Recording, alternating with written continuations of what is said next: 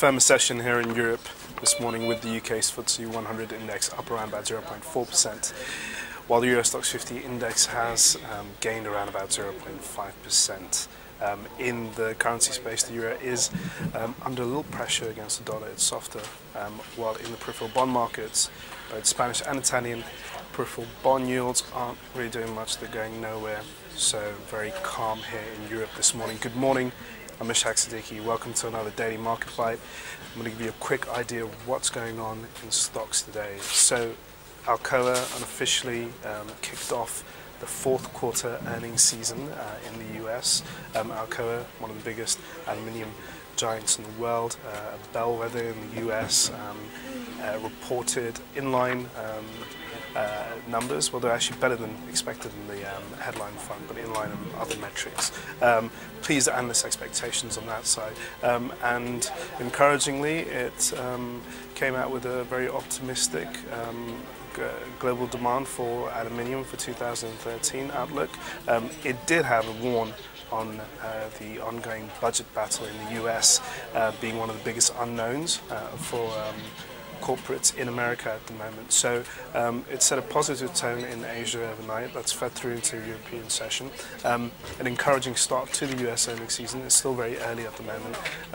We still have US banking giants, Citigroup, Morgan Stanley, Goldman Sachs and Bank of America to report early next week.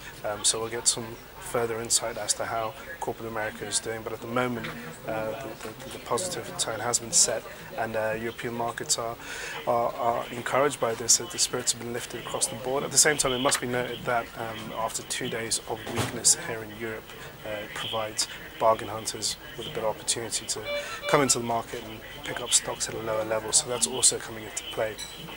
Now, aside from Alcoa, there's not much to say on the European front. Germany is selling bills at an auction later on today, and that should be of interest. Germany also has industrial production numbers, which will also be watched after the slide in the German factory orders that came out yesterday. So that'll be the focus. Not much on the European front, like I said, when it comes to macro data. In the US, also very thin on the ground. Nothing much to say on that. I think most investors will be digesting the Alcoa numbers and looking forward to the rest of the earnings.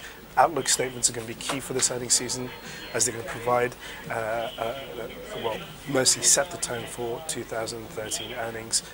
So look out for those when we see more earnings later on this week and during the course of next week, when they're really going to be in full swing. European earnings are going to kick off in a few weeks, and expectations are at the moment to be a pretty poor showing, given the fact that we've had a very weak fourth quarter in Europe in 2012, and that's mostly due to the fact that Europe is going through tough austerity and slowing growth. Anyway, that's all for your Daily Market Bite. Thanks for watching, and tune in for another one tomorrow.